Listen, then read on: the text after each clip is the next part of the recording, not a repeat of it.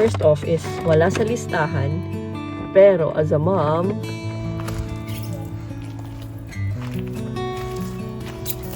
so, eto yung preparation na namin, hindi pa to kompleto.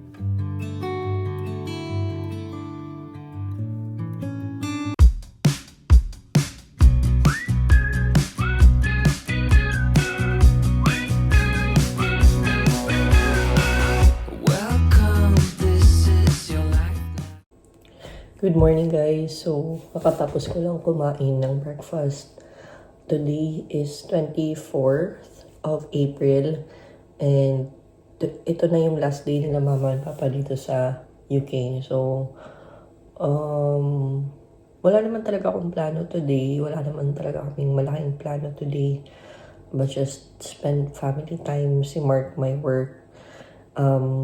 Meron lang kaming gagawin mamayang gabi before sila umalis kasi pupunta dito yung in-laws ko. So, mag-grill si Mark. So, maghahanda tayo ng ipapang-grill para mamaya dire-diretso na. And, ano ba? Hindi ko alam kung makakapag-bake ba ako today ng cake.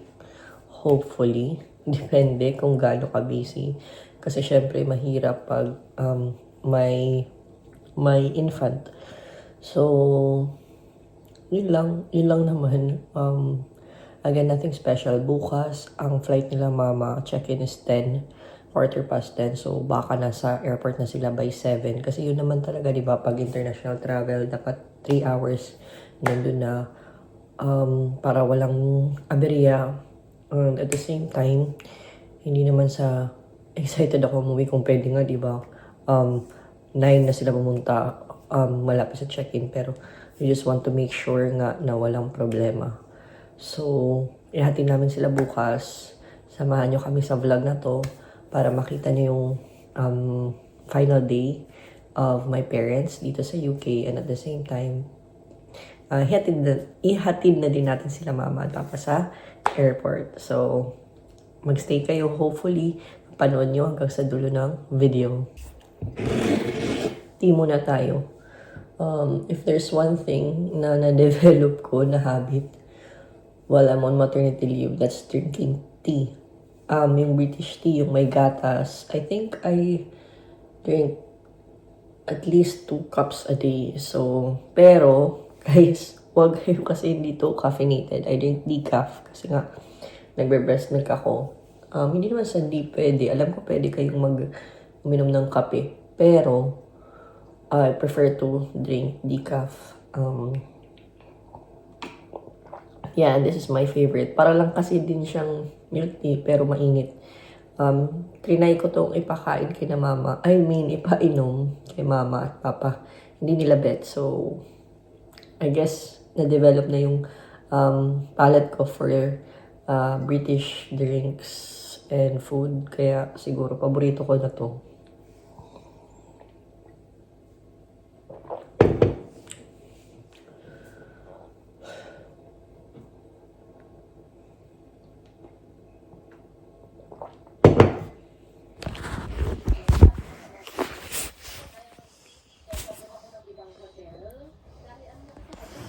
I don't want you to go. I will be back as soon as I can, ha? I want my, cause I So, lumabas tayo ngayon dahil si mama may natitira siyang change at gusto niya ibili ng chocolate. Actually, dalawang isip ako whether I will go or not kasi nga gusto ko lang sana magstay sa bahay, pero since final request ni mama while nandito siya sa UK, ibili na natin halos lahat ng klase ng grocery malapit dito. Saan ba naputol? Halos lahat ng klase ng groceries malapit dito sa tinitira namin. But if there's one thing na gusto namin pinupuntahan, that is the Lidl or Aldi. So, doon tayo pupunta ngayon. Tingnan natin kung ano ang pwedeng tingnan natin kung anong pwedeng mabili natin doon. So, punta na lang ako doon and see you there. Okay, so nakauwi na tayo. Bilis lang, di ba? Nag-vlog I mean, hindi na ako nakapag-vlog dun kasi mabilis lang talaga ako, pumasok ako, dumiretso na sa aisle kung saan andun yung hinihingi ni mama and then exit na agad. Anyways, first off is wala sa listahan, pero as a mom, yan. First off is wala sa listahan, pero as a mom, I bought this. 10 learning posters. Feeling ko lang, pag wala na si mama, si papa, magagamit ko to kasi meron siyang numbers. Si Missy mahilig mag-count ng 1 to more than 100 pa nga. Actually, alam na ni Missy to.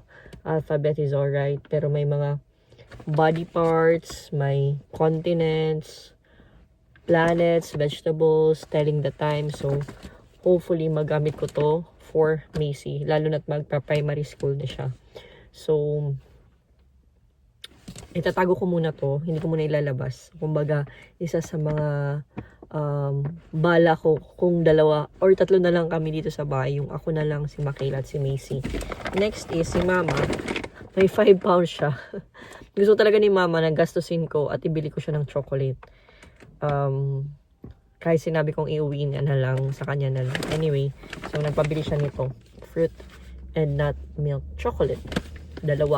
This one is worth £2.25 each. So, 250. 450 na total. Ngayon, si Mama, sabi niya, yung natitirang 1 pound, ibili mo ng pang-chichirya namin. Ngayon, di ko alam kung anong ibibili. Pero ito, more than 1 pound to. Pero nagustuhan to ni Mama habang nandito siya sa UK. Kaya naisip ko, ito na lang siguro bibilhin ko pang chichirya niya. Kasi gusto daw niya ng may makain habang nasa aeroplano. Kahit may food naman, gusto nila yung may pika-pika sila. So, and then ito, extra lang binili ko para sa kanya. Mixed nuts. Itong mixed nuts, ano ang presyo nito? £1.75 naman to. Ito siya, potato sticks. 99 pence lang to. So, yun. Tamang-tama, 1 pound. Pero kasi, yung natitira kay Mama, 50 pence na lang. Pero alam mo na, mama mo naman yan. Ito naman, si Macy nag-request ng sweetie. So, ito, 1 pound 49 pence. Mahal na ng mga binihin. Diyos ko, Lord. And, actually, dadalawang isip ako kung alis ako ngayon. Kasi nga, si Mark, nag-grocery na siya kahapon. And, isa sa mga dahilan ba't ayaw ko umalis. Kasi pag umalis ka at pumunta ka ng grocery, mapapagastos ka ulit. Matatouch yung budget mo. So, isa sa gusto kong baguhin ay yung random shopping. Yung tipong pupunta ka ng grocery dahil bibili ka lang nito. Dahil nga, mas napapagastos ka pa. Kesa sa sabay-sabay na kami, pupunta na kami mag-shop, mag-grocery ng once a week lang, yun, we can stick to our budget. But anyways, last day na ni Mama and Papa today, sinabi ko nga. So, pinagbigyan ko na lang sila. Ayan, tuloy, napabili tayo ng iba. And last but not the least, bumili ako ng eto, cake milk chocolate. 1 pound 25 to, serves 12. So, ang Lidl at Aldi, the best at masarap ko yung mga mix nila. Cookie mix, chocolate chip cookie mix, brownie mix, masarap talaga. And today, I was actually planning, kung hindi nga ako umalis, gagawa na lang ako ng sariling cake. Pero, nakita ko to, chocolate mix. So, naisip ko, para mas mapadali ang buhay ko, gawin ko na lang to, magdadagdag ka lang ng egg, water, at saka oil. Yun ata yung nakalagay. Yes, egg, water, at oil. Then, may chocolate cake ka na. Marunong naman ako gumawa ng parang frosting. So, mabilis na lang yun. Eto, madali na lang. Hindi, wala ka ng measure, di ba? Yung egg, cooking oil, at saka water na lang. So, binili ko to. Siyempre, para mamaya, may cake naman. Padispedida kina Mama at Papa. So, yun ang binili natin. Papasok na ako sa bahay kasi alam ko, nagtataka na sila. Ba't ang tagal kong pumasok?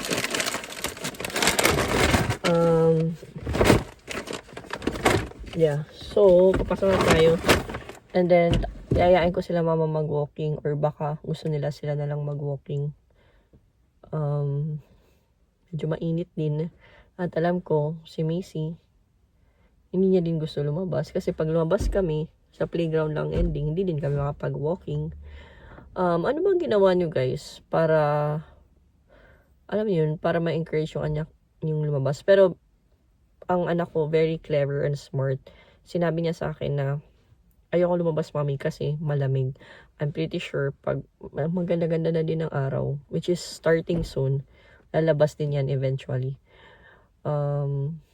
Yeah, kasi dati lumalabas naman siya. Pero lately lang, gusto niyang nasa bahay lang. So, siguro nga dahil sa weather, ayoko din namang pilitin. Before, sabi ko, gusto ko ng anak na hindi mapalabas. Parang nasobrahan ata. But, maliliit pa kasi yung mga bata. And I just want Macy to enjoy her childhood. So, I don't know how to describe my type of parenting. Pero, yung mentality ko lang is, if patient ako sa mga patients ko as a nurse, then I should be more patient with my family. Di ba? Oh, anyways, tara, papasok na tayo at baka hinanap din ako ni Bunso. So, tara. Okay, so first order of business is magkain tayo kasi malapit na ang lunch time. Rice cooker. Ang pinaka-importante, isa sa pinaka-importante gamit sa bahay ng isang Pilipino. Itong rice cooker ko, in fairness guys matagal na to sa akin, mga 7 years na. Yung katagal kasi hindi pa kami mag-jowa ata ni Mark. Mali. Hindi pa kami mag-asawa, pero mag-jowa na kami. Binili ko to. 7 years na, matagal. Russell Hobbs yung brand. Pero syempre, I'm looking forward na palitan to kasi gustong-gusto ko yung rice cooker nung mga Koreano, yung may iba-ibang function. Pero ayoko namang sirain to on purpose para makabili ng bago. So, pag masira na to, saka natin papalitan.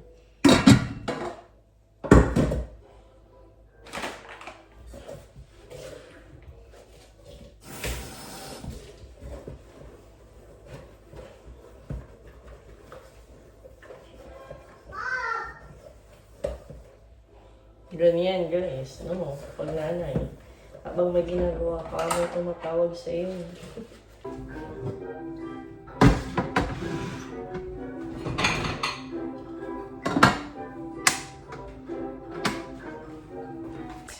Okay, so now, time to bake our chocolate cake. I have a helper.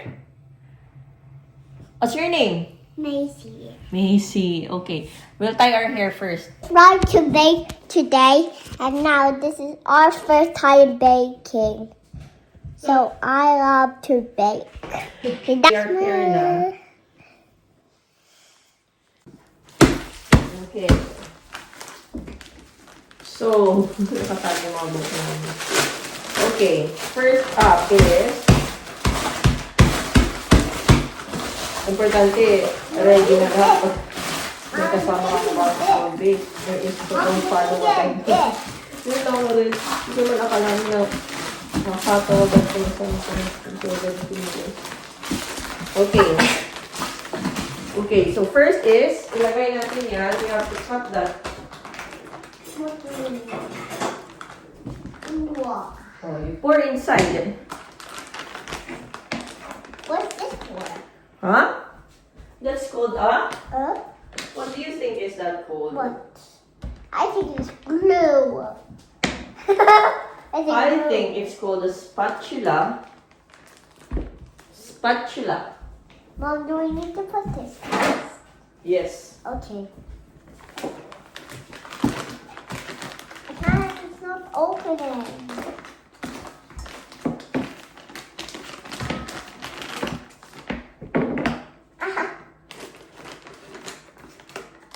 Can I pour it, Mom? Okay.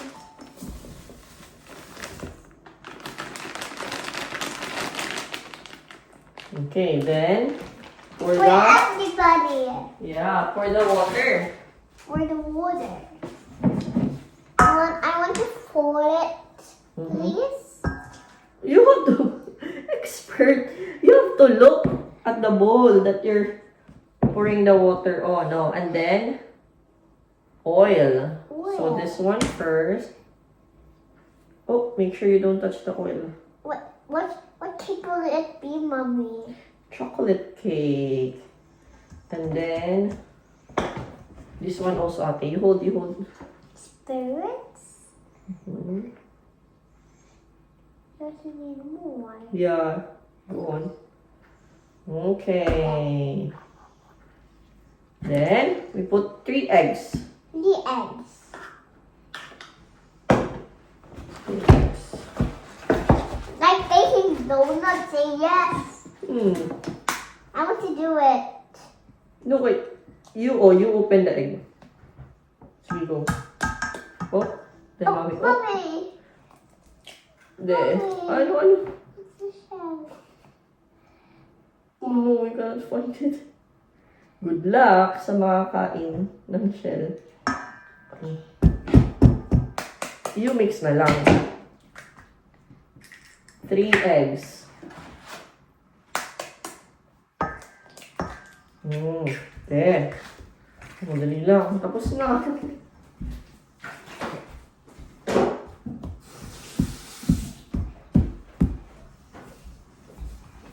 Oh, gently, gently. Mix gently. And then, ang sabi is preheat oven 200 degrees.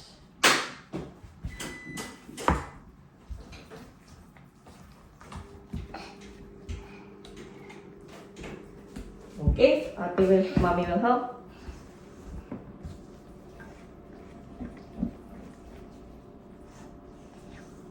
What flavor is it gonna be?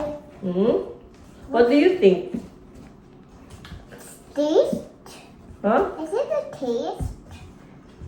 You mean you want to taste? No. Raw egg. How does it taste? Approve. Thumbs up?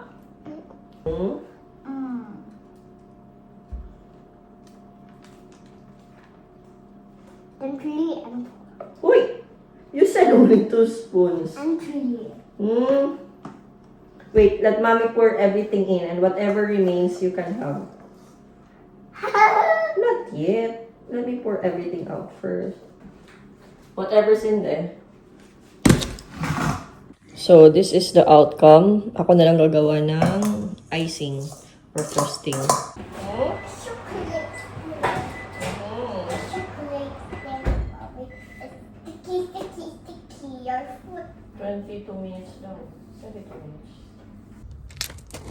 Mommy, look. Can you show them this stone? Are you show it to them? Oh, ito daw. Oh, tingnan mo. Kakaiba din to.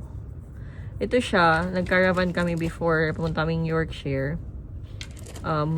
East border of East Yorkshire. And then, nag-collect sila Macy at yung mother-in-law ko ng mga iba-ibang klase ng bato. Gaganda oh. Ito makinis. Okay na. You want me to hide them back?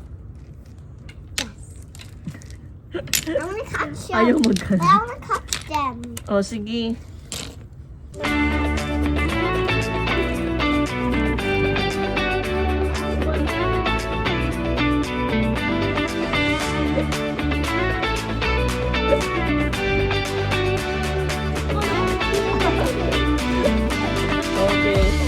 Okay. Okay. It's not. Ready?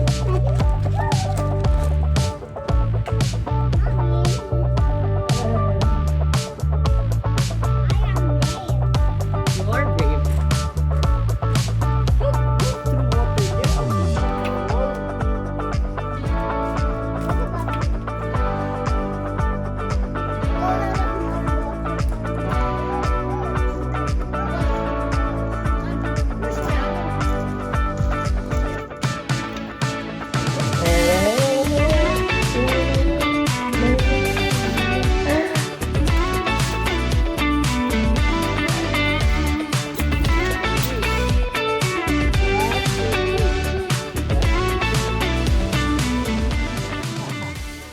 Guys, ito na pala yung cake na ginawa ko. Kakainin nyo ba? Hindi. Pero masarap ang frosting nito. Kasi dati, gumawa ako ng cake. Pero, para siyang... Anong tawag nun? Alam mo yung cake na nasa tin? And then ito, may frosting. And then may cocoa powder on top. So ito, first time ko gumamit ng premix. Then same icing. So, baka masarap. Hinati ko siya sa gitna. Linagyan ng frosting. Then ito on top. So, tingnan natin, malalaman natin kung masarap. Nakapag-lunch na kami. Magsasampay lang ako ng mga nilaban ko sa labas. Then magpapahinga na muna tayo. Si Makila tulog na, Macy naglalaro. So everything is set. Hindi ko alam what time uwi si Mark. It's 1:45. Yeah, pahinga na muna tayo. Okay, so it is, ano oras na ba? Mag-alas 4 na ata. And Macy and I decided it's a good day for a scooter ride. Wag na kayo magtakabat ganito itsura namin kasi very ano lang talaga, impromptu. Gusto ni Macy lumabas. At saka, sabi ko hindi pwede mag-shorts habang nag-scooter. Baka masugatan. Kaya, ito itsura namin. Si Papa naman nag-walking. Nandun siya sa playground. So, come on, ate. Okay, go. Nag-aaral si Macy. Paano gamitin yung brake? Oh, that is happy feet. Huh? Which one is that one? That's our house.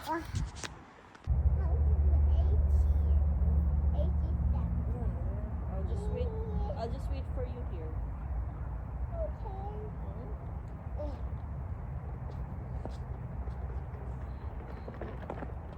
Could this that mommy so I go? It's good.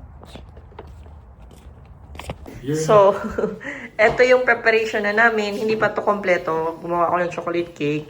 Si Mark ang magluluto. So, we'll just update you after the cooking. Ate, slowly. Rona? Dito ka na pala mag-cake, day. Good morning. It's the 25th of April. So, today ang flight nila, Mama. So, before tayo umalis at ihatid sila, alis kami 9. Kasi ang flight nila is really 4:15 pa. I mean, 2:15. Pero, check-in starts at 10. Alis kami 9 kasi malapit lang naman ang airport. Gagawa muna tayo ng breakfast. So, may tira-tira sa despedida nila kagabi. Dadagdagan ko lang ng itlog. Excuse me. Halata bang kakagising ko lang. Magsasain lang ako ng mag-ano ako ng rice. So, this is it, guys. Ako na naman yung may iwang ako na yung may iwan sa mga bata. And I mean, if I handled it with Macy, I'm sure I can do it with both of them. Ako guys, sanay ako na malayo sa parents ko kasi college pa lang nag-aral na ako sa Manila habang nasa Tacloban sila. Then, nagtrabaho ako sa Makati. Then, yun nga, pumunta na ako dito at a young age of 24. So, I mean, I miss them obviously. Palagi naman pag nagkikita kami and then hiwalay ulit. But, gusto ko lang sabihin na I'm used to this. Pero syempre, nakakalungkot din. Masaya din ako. At the same time, dahil at least natupad yung pangarap nila na makapag-abroad. So, yun. Yung advice ko lang is really spend time with your family while you're with them. While you have the chance. Tara, luto na tayo.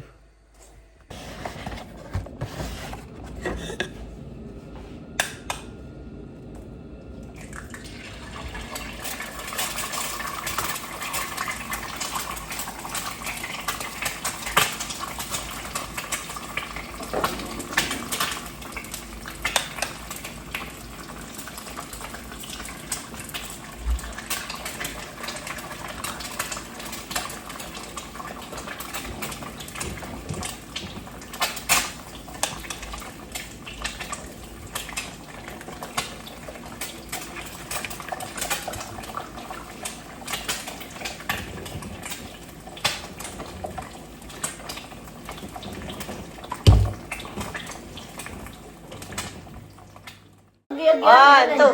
Kayla! Ikaw naman salita. I will call on the 10 on the what do you call this? On the mobile phone.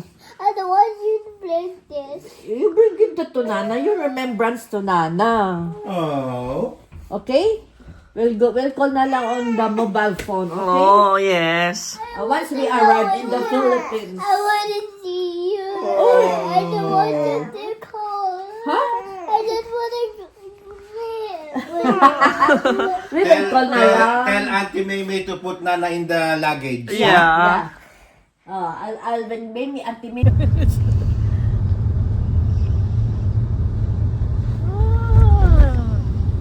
Bye-bye.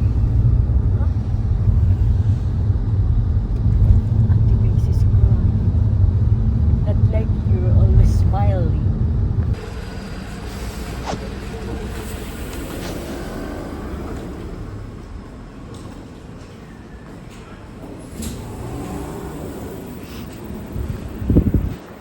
Welcome to Newcastle International Airport.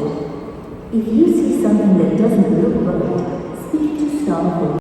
We are here na sa airport. Naiwan si Macy. Sarado pa ang check-in. Bye-bye, Mama. Natulog na si Michaela. Bye-bye. Aray. Ano ba yan?